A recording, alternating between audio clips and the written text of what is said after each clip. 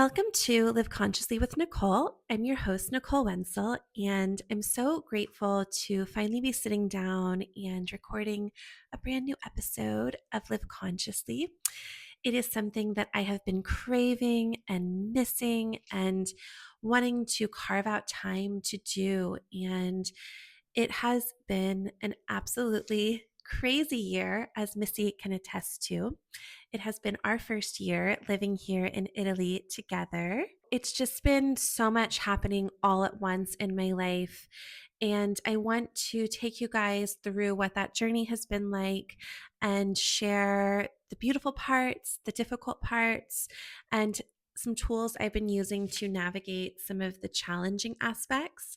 It's all been good challenges, things that are forcing me to grow as a person on a spiritual level.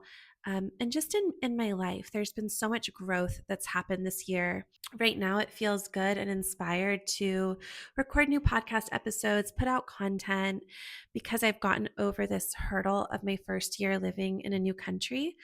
But when I was in the middle of it and navigating all of the paperwork and a new culture and new languages and my first year of marriage and everything else that came along with moving to Italy, I didn't feel like I had the time to give my full attention both to my artistic work and my personal life, as well as recording this type of content.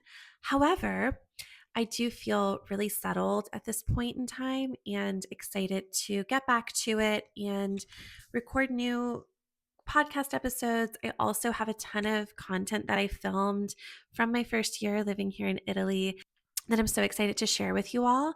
And so I really look forward to gradually putting that out as it feels inspired and right.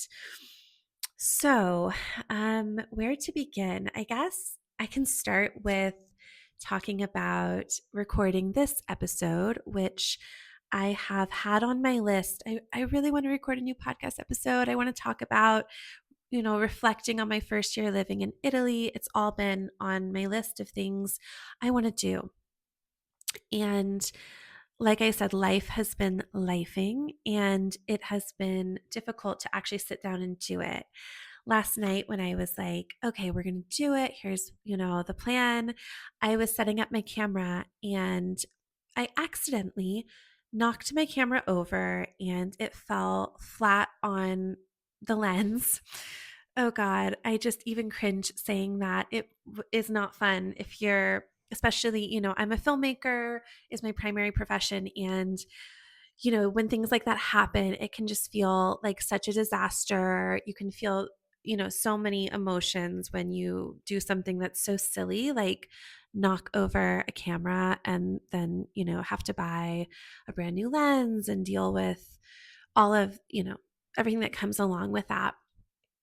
And also, my initial feeling was like, oh, okay, I guess I just won't record an episode. And I had to really push past that feeling, like acknowledge it, but then say, no, this is just an obstacle. I'm going to find another way to record in this modern world.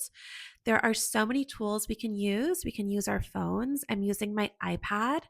And it might not be like the best quality video I've ever recorded, but so what? Who cares? The important thing is progress over perfection and showing up. So here I am showing up. And I'm excited because you can actually see, if you're watching this video, some of my art in the background, a work in progress. I have started oil painting, which has been so deeply fulfilling on such a like deep soul level. I love it so much. I feel so happy when I'm painting. I feel so free. And I normally like my normal mode of painting, I've always kind of painted, but I've done more abstract or like more like this painting here. Oh, and here's another one that I'm working on. But I've done more abstract painting or collage work or mixed medium work. I never thought about trying to actually paint a face to look like a face or to make something look somewhat photorealistic. And I still am developing my skill set. And so I'm still really learning and growing. And I feel like a total beginner, honestly, in a lot of ways when it comes to oil painting. However, I realized it is a skill. And if you study it, you can get better. And, gradually, I feel like my paintings are getting more and more classical in style. I mean, I'm always going to be more of a contemporary abstract artist. That's just the way my brain works. I don't tend to like rules. But if you can be intentional about the information and intentional about the ways that you're breaking certain rules and then the ways you're using certain rules when it comes to painting, I think that's a really empowered place to be. And I have been thinking a lot about it because I live here in Florence, Italy now, which is the birthplace of the Renaissance. And something about being surrounded by all of this beautiful classical art has really inspired me. There's also so many incredible art schools in Florence, and I'm looking into some of those programs for this upcoming spring because I would love to do even just, a workshop or I don't know if it'll be a full-time master's program, but even just doing a workshop at a proper art school in Florence sounds exciting to me. And that sort of brings me to, this idea of trusting the divine because I am very passionate about this topic of sort of releasing what the ego wants and things that we need in life, and really leaning into the divine and listening to our lives more than trying to like always dictate our lives. Because never in a million years did I think I would be living in Florence, Italy, classical painting, learning oil painting, and being surrounded by the work of Michelangelo and all of these other incredible Italian artists. I never really saw that on a vision board or anything like that. It's not something I manifested or anything or tried to make happen in my life. It's something that happened to me, but it was so in alignment with my soul that it's kind of wild. So I just want to talk a little bit about that. Um, you know, it's sort of this idea, and I take a lot of inspiration from an author named Tosha Silver. Her main book, or her first like really big book, was called Outrageous Openness, but she has multiple books. One's called Change Me Prayers, one's called It's Not Your Money. They're all excellent in their own ways with what they're addressing, but Outrageous Openness is a good like entry level for this. And it's really for people who are exhausted by manifesting culture, who are like, I'm sick of the burden of trying to make my life happen or trying to use the universe to get the things my ego thinks it wants or needs. And I want to instead open myself up to a higher force of love, to the divine, whatever you believe in, God, if you're comfortable with that word. I like that word, but different people have different relationships with semantics. So I'm being sensitive. But, opening yourself up to a higher force of love to instead use you and move through you and work through you, and sort of about staying open to what life wants for you, like what the divine wants for you. And it's a really beautiful uh, experience when you fully live into that. And it's something I've been working at fully embracing since I want to say around like 2017. I've been really in this like outrageous openness mode. And it's really led me to some beautiful places and some beautiful experiences that were beyond what my ego or my small self mind could have dreamed up or put on a vision board. And I think that that is so much more for me empowering than sitting and trying to like from, your limited perception, like essentially control your life. Because really, at the end of the day, you can do that and maybe feel empowered for a second and maybe get some of those things. But sometimes, in my experience, and it depends on, I think there are older souls that doesn't matter as much, like the things of the material world. But for me, um, I was living in LA for a long time and working in the film industry. And that is such an industry, the Hollywood film industry, run by egos. I think it's a bunch of traumatized little children running around trying to like prove that they're good enough. And it, when you can see it from that perspective, it becomes quite sad. And I think in general, Hollywood is kind of collapsing. But like, if I would have clung to the idea that like Hollywood is like, has to be, where I have to live in LA, I have to do this or that in the film industry in a certain kind of way, I think I would have totally blocked myself from so many blessings that wanted to find me. Like, the reason I live in Italy isn't because I put on a vision board, I want to go live in Italy. I had been shooting some film content out here in Italy. I'd been working on a new feature film and I was doing some test footage, and I really loved working out here, but it was a very like detached, like appreciation and love. I loved, the quality of cinematography and the possible backdrops for films that were so much more interesting to me than anything I had shot in America. And I loved shooting in Italy. It made me so happy every time I got to shoot film projects in Italy. I was always like, this is the best. I love Italian cinematographers. I love the Italian film industry. I love Italian cinema. And it was just sort of like, yeah, okay, I'll probably maybe, shoot more out here. Like that would be nice. Was, very detached. Um, like as detached as you could be. I was, not at all invested in like trying to like figure out how to do that. And then I was working on a project, and that's when I happened to meet my now husband totally by chance, when I was in Florence, and we fell in love fast. And, my tourist visa was going to expire. And so we decided to get married. And it's been really beautiful, that experience of falling in love, meeting the love of my life. And it also brought me to Italy.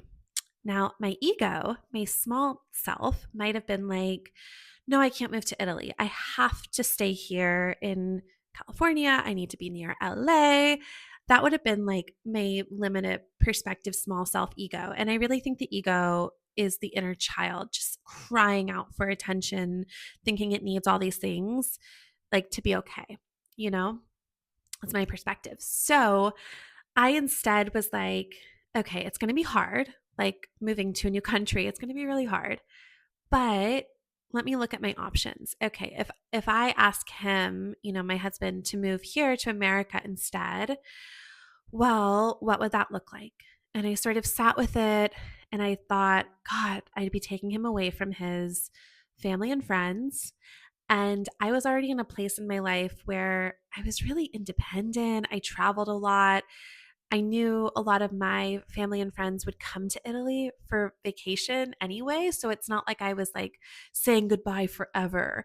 My work is flexible, so I could come visit, so it's not like a forever goodbye. Also, in the modern world we live in, we're all so connected. So, if I miss someone desperately, I can call them on the phone, or we can do a video chat, or just even following each other on social media and staying connected. So that wasn't enough of a reason for me to try to get him to come out here, because I thought, he's actually, family in Italy, it's such an important part of the culture. People are quite close with their families in general. And with the American immigration laws, it would have been so restrictive. He would have been away from his family for a couple years. I just couldn't even ask him to do that. Nothing about it felt right at a soul level. So I had to set, whatever ego stuff aside and say, no, I'm just going to like stay open to this. And the way it happened, the fact that I got swept out of California right before that big wildfire last January, and right after this election that was very chaotic and divisive. And I just got taken out and put in this beautiful villa in Italy. And it was because I was listening to my soul and my spirit and my heart, and not, you know, trying to control my life with like my small self ego that thinks it needs to do this. Or, I wasn't moving from fear, because a lot of fears could have kept me stuck as well. fear of letting go, fear of, I had to sell a lot of my physical belongings. And that was scary. I had to face my fears and release attachments. But when I did that, like I leapt and the net appeared and it was better than anything I could have ever dreamed up. So that's all to say, like, don't let fear stop you. I don't know, maybe someone needs to hear that today. I felt very strongly about sharing that because I thought maybe someone's listening that really needs to hear that today. So if that's you, go for it, whatever your heart is calling you to do. So I want to talk also about, you know, what it's been like living out here in Italy, because I think that a lot of Americans, especially, we have an idea about what it would be like to live in a different country, to live in Tuscany, like, to live in Italy. What would that be like? And I want to kind of share in a really authentic way what my experience has been. So, I always describe living in Italy with two words. One is beautiful, and the second is soproffatto, which is the Italian word for overwhelming. Both things, it's a paradox. Both things exist concurrently. It is both, to me, the most beautiful country in the world. I've never been anywhere more beautiful than Italy. And I've been to a lot of places, but there's some places you just get the beach, or you just get the snow, or you just get some good food. But in Italy, you get all of it. You get good food, you get the beach, you get the mountains, you get the culture, the history, everything. It's just the most beautiful country in the world to me. And at the same time, overwhelming in ways that have forced me to grow as a person and on a spiritual level in every way. Um, you know, the biggest one, I guess I would say, is the language. I did not speak a single word of Italian when I met my husband. He taught me my first Italian word, io. I was lucky that he spoke English enough that we could, you know, grow together and deepen our knowledge of each other's languages. But, I really had to learn Italian, which is not easy for me. Languages have never been easy for me to learn. I studied French for, a decade in the American school system. And, I'm proud that I retained more than I gave myself credit for a long time. But, you know, I've always struggled with languages. It's never been like, that's my thing. I'm so good at that. I've always been like an art girl, a music girl, a painting girl, a film girl, an acting girl. I've never been like, oh, languages, learning a foreign language, how easily that comes to me. So it's really been something I've had to work at. And it's a whole entire language, So that is, if you think about every English word, and trying to get to that level in another language, because, I'm an overachiever over here. I want to know every word. I want to be like as good as I am in English. And obviously that's probably going to take like a decade at the least, if ever I get to that point. But um, it is something that I am motivated to do because my husband's Italian, his family's Italian, and I live in Italy. So I'm very motivated to learn the language. And as I've been studying techniques for learning languages, one thing I really picked up was that a lot of times we don't retain as much because we don't have as much of a motive. So, like, if I just randomly decided to learn, I don't know, whatever, like Spanish, let's say, but I didn't really have a reason to learn Spanish because it wasn't super relevant to my day to day life, I might not, my brain might not work as hard to retain. Like, I've heard that. So, in my case, I'm very motivated. So it is coming at a decent pace, but it is one of those things. I have to be so gentle with myself. I have to remember this great Italian phrase, which is piano piano, which means like take it slow, like easy does it essentially, take it. take it slow. Don't force it. Don't rush it. So I've kind of had to, remember to just have self compassion and let it take the time it takes. And I'm here for the indefinite future. I have no plans to move out of Italy anytime soon. So, there's a lot of grace that comes along with that, with time. So that's been one of the things that's been challenging. Um, and so that's my takeaway from that is just easy does it, easy does it. When something is, a big topic, like a different language, taking it a little bit at a time. So sometimes I'll even say, let me learn one new word today. And I just try to learn one new word. When I can, I try to do 30 minutes of proper grammatical study and stuff like that. But it doesn't happen every day as much as I try to do it every day. It's on my calendar every day.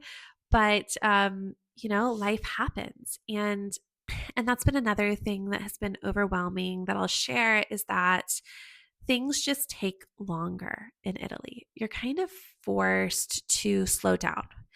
And if you're used to doing things at, fast paced American style, all that goes out the window and you will either lose your mind or adapt. And so I'm choosing to adapt. There might have been moments I've lost my mind, but choosing to adapt and things are just slower. In the middle of the day, people take off 3 hours for lunch. So if you want to go run to the store really quick, it might not be open between the hours of 1 and 4. So you just have to be more thoughtful and mindful about stuff like that. Also, the weather. So we have for, all the seasons, 4 different seasons. That's how many there are. We experience all the seasons fully, which is a beautiful thing. That's what I'm saying. Like, beautiful and overwhelming. Like, how beautiful and exquisite that I get to really watch autumn happen and watch the leaves fall and change colors and then, all of a sudden it's cold and we have fires burning and we're getting firewood and staying cuddled inside and making mulled wine and all of that loveliness.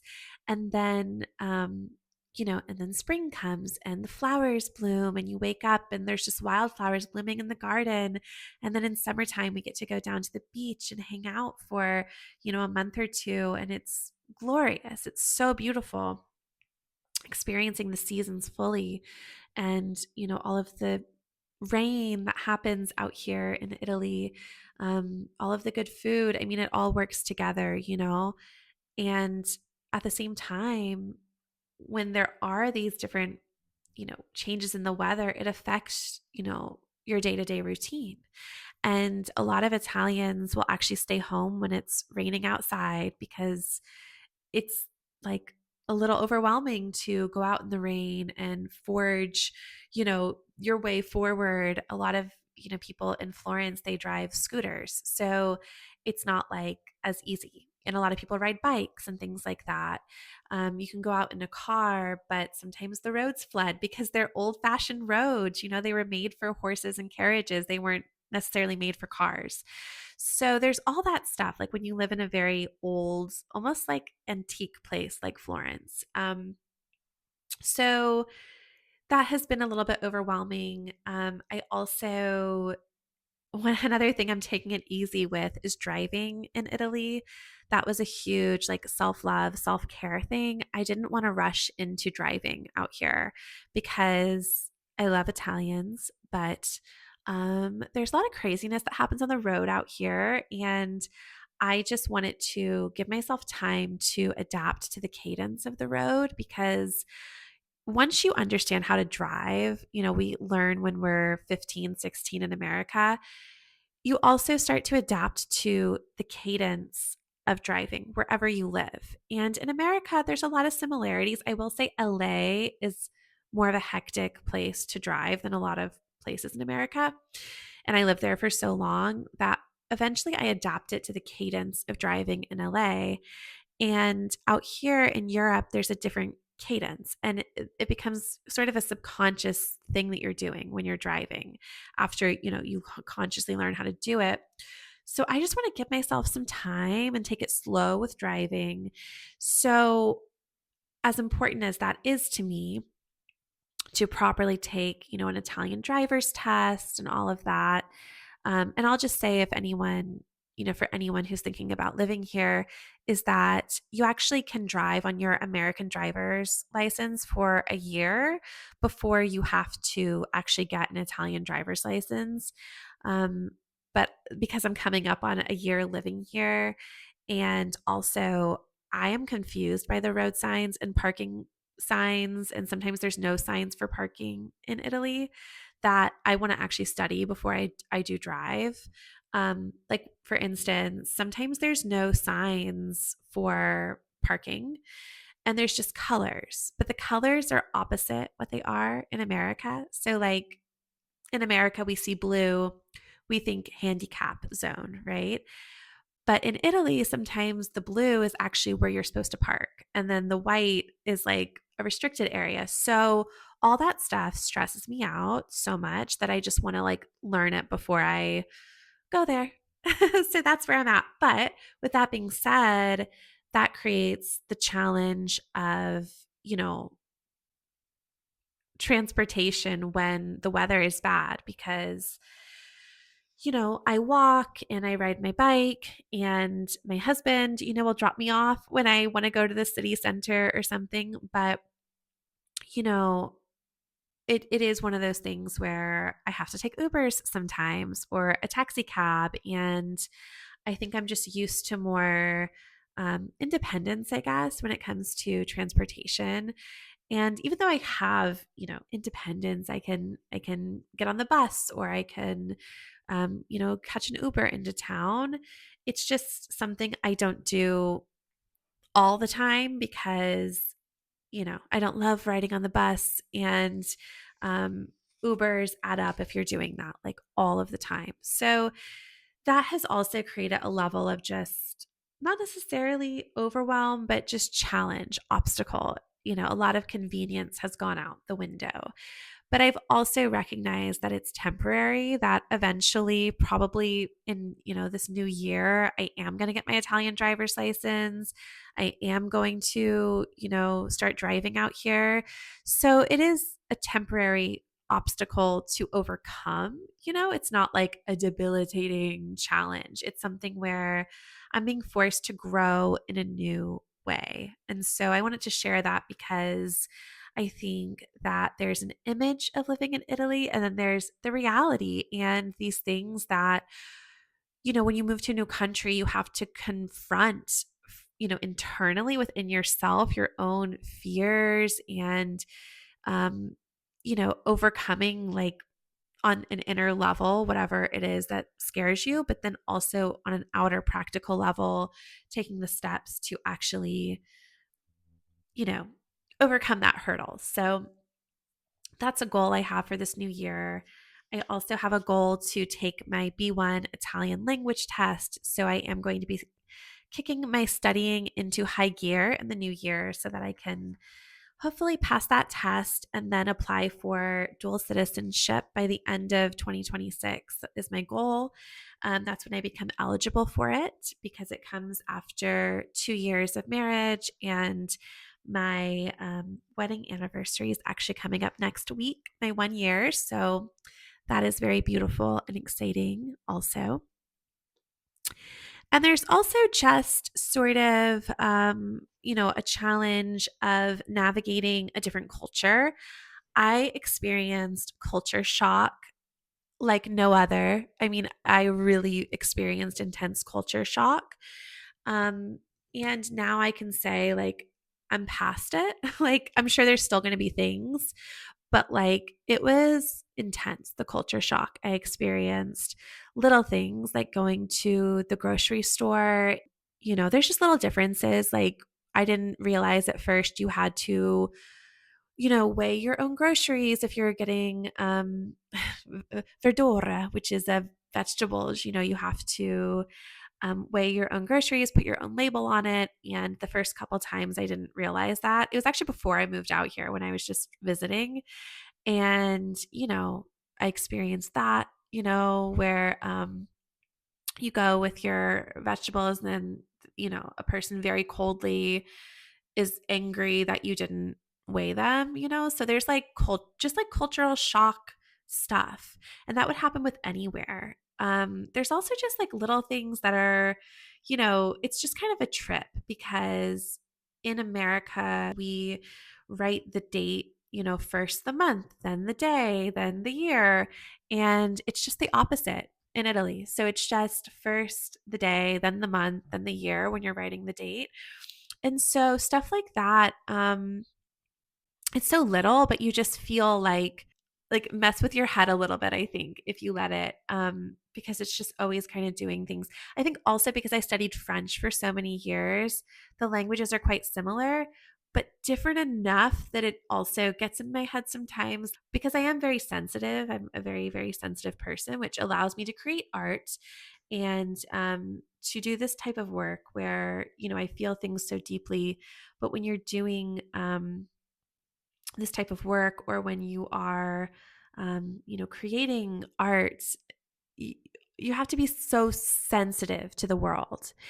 And in order to do that work, I was always very protective of my energy. And when I came to Italy, a lot of that softened for me. I'll say a lot of my boundary stuff softened. I still have boundaries, but I stopped sort of blocking out the love that came along with other people's energy. And I think that that's something like it's kind of a radical shift I've had and something I don't think anyone is talking about in America because in the American view, it's like boundaries are a very good thing. It's very good to shut out other people's energy. But I've actually learned since moving here the beauty of allowing in the energy of others because if they're a good person, then along with that energy comes love and care and being cared for. And I've also moved out of hyper independence. And I would say, like, I'm a very organized person, but I was like, everything in my home looked exactly like the home edit because I bought it from the home edit. So everything was like perfectly organized and labeled to a T, which created a sense of order for me in my home. But I've had to let go of that level of control. And when you do that, when you release control, like so much life flows in, so much love has flowed into my life, so much has flowed in that's beyond anything I could control. And I've also just had to deepen my acceptance of what isn't in my control. I still fight it sometimes, I am still extremely organized. And because for me, with organization of like physical objects, it's because in my mind or in my creativity, like I have just like images like this, or like this, or like this, or anything I'm creating, I have these ideas and images for films and books and paintings and music and poems. And that is all so chaotic feeling that if I can organize it, I feel like some semblance of, I don't know, peace in the universe because it's all a little bit chaotic, the images and ideas that come to me all the time. So I try to stay very organized in my actual physical environment and in the way that I organize my thoughts. On Google Drive, I have such like an organized, folder system for all my different projects because that keeps me sane. And then I just wanted to share, yeah, kind of what I've been up to. So when I moved out here, another thing was that, so I can legally live here because I'm married to an Italian, but there's also paperwork that comes along with that, which is called a permesso di soggiorno, which is a residency permit that says I'm allowed to live here. And the process for that took about 9 months, I want to say. I guess we started it in January and we had to wait for a questora appointment. And then you have to wait for them to process everything. You have to come in and they take your fingerprints and it's like a whole thing. And I didn't get that until when was it? Like uh, August, September, or October. It was sometime around then. I think it was September, maybe. So yeah, like about 9 months. Um, And so now I finally have my residency permit. It's a card. Um, and the thing is, I was not able to travel before I got that. There were like emergency situations where I could have traveled or I could have gone to America. I can always go to America because I'm an American citizen, but it would have been hard possibly to come back to Italy. Like I might have been stopped at the border. I was told I might have been questioned. So, because that scared me so much, I decided just to not travel for about a year until I got my residency permit. I was able to travel throughout Italy. So, I got to have a lot of, beautiful adventures throughout Italy, but I didn't travel other places in Europe this past year. And I really was like, okay, at first, I'll be blunt, it pissed me off. I was like, but I was before this, I was traveling all over the world. I'm used to traveling. I like traveling. I want freedom. I don't want to give up any freedom. I was very much like diva mode about it. But when I realized it was a temporary sacrifice for a long term gain, I changed my relationship to the circumstance. And I now, that time is come and gone. And now I can travel again and I get to live in Italy. So sometimes we have to go through stuff like that where it's like, okay, temporarily, like, I don't like this in the world, that the world's like this. But I got through it. And because I did make that sacrifice, now I get to experience things that not everyone gets to experience. And that can be a real gift. So I'm just sharing all of this because I think it might look like, a fantasy to move to a new country or live in Italy. And like, I want to affirm all the beautiful parts are so beautiful and magical, but there are all of these challenges as well. Just to like, be real, I guess. I just want to be real about it. So, yeah, so I decided to change my relationship to what that meant. And I realized, okay, I realize I'm going to be here for an extended period of time. And how do I want to use that time? And what I decided for myself was to actually use that time to finish writing my book. I have been working on this book for years now. I originally wanted to finish it, again, going back to, the small self trying to control our lives in the universe. I wanted to finish it by my 36th birthday. Okay. Instead, in February, I was in Italy trying to finish writing the book. It was a book about how much I loved being single, how much I thought being a woman in her 30s who is single with money is one of the best parts of planet Earth. Like, if you get to have that experience, and how it was the most underrated thing, I think, in all of the world. Like, women are sold this lie that, like, oh, like, you're nothing without a man, or you need to hurry up and settle down and get married and have kids. And like, now I'm married, now I'm preparing to have kids and all of that. But oh my God, I had so much fun being a single girl in my 30s. Like, oh my God. And I was like, why is no one telling women about this? This is so great. And so I was writing a book about that essentially, and how I really learned to embrace like the joyfulness and the sacred solitude of being a single, mature, like adult woman, and kind of what I had experienced leading up to that. And that was going to be my book. And I was like, I'm going to, finish writing it by my 36th birthday. And as I'm sitting literally writing it in Florence, in walks my husband into the place where I'm sitting writing, the man who would become my husband now. And so it was like life had other plans. And then I got a different ending for my book.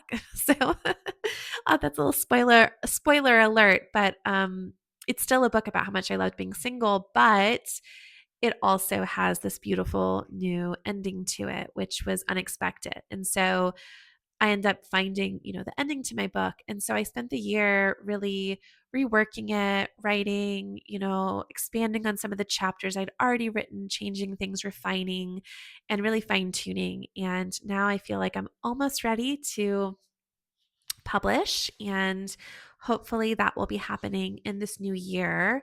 At least, the journey to approaching publishers and literary agents and all of that. So I'll keep you guys posted on how all of that goes, because I'm so excited for this book, and I cannot wait to share it with the world. So I decided to spend a lot of this past year writing. And so also when I was in that writer mode, I didn't necessarily have as much focus to give to this work, because I was really so singularly focused on my writing.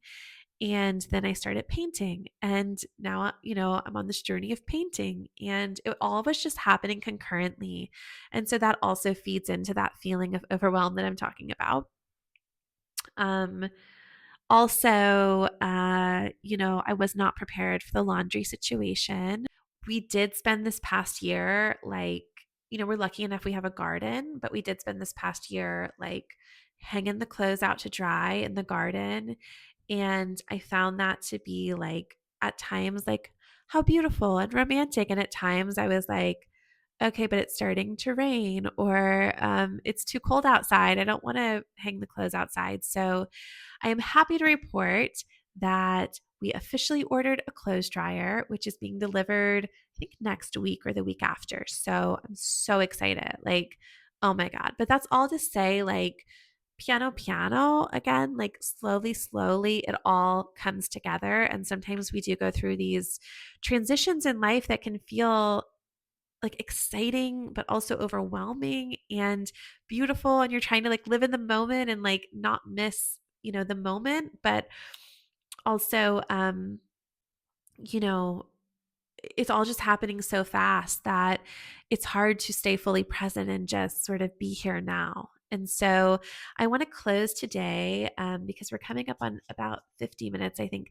I want to close today with a little guided meditation, all about, how do we maintain our center when life is coming at us? Because I want everyone to have a takeaway no matter what your life is like, where you are in the world. So let's end and close today's episode with a little guided meditation. So you can start by just closing your eyes gently, breathing in through your nose and out through your mouth. Breathing in through your nose and out through your mouth. And just keep breathing.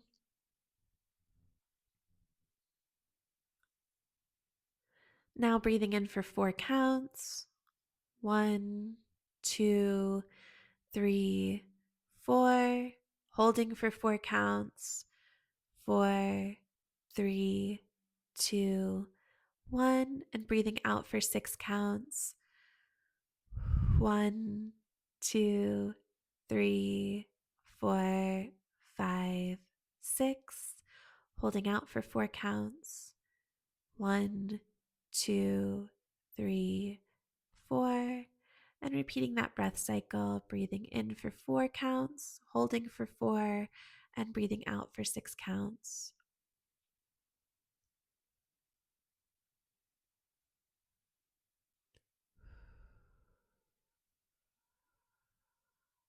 And just keep breathing.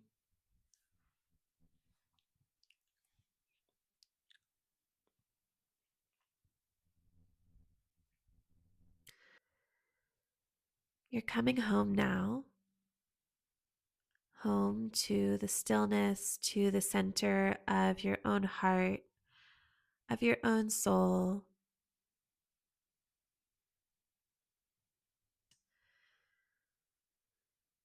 And you're coming home to yourself inside.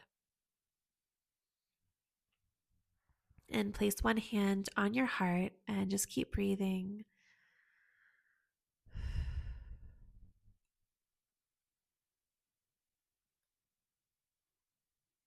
You, whoever you are, wherever you are in the world, are enough.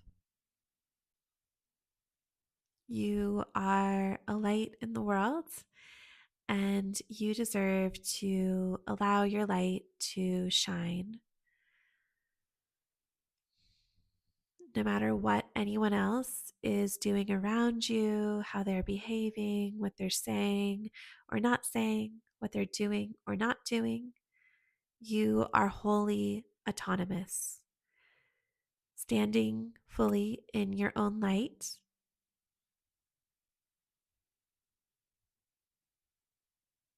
centered in your own sense of inner peace and calm and serenity. Even when there's darkness that surrounds you, you get to be the light.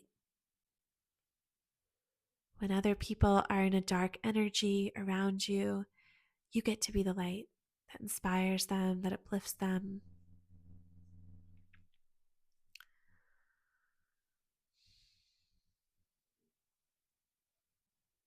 You can say to the inner divine, please allow me to let my light shine brightly. Breathing in and out. No matter what storms may be going on around you, you are the bright, calm, shining lighthouse.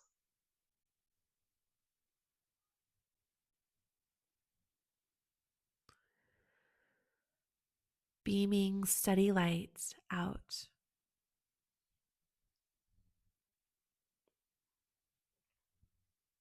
And as you're ready, you can slowly come back out, opening your eyes to the room. And that does it for today's episode. It was so lovely to sit down and chat with you all. And I will be back soon. And I'm so excited to share more of my life here in Italy. Talk to you soon. Bye.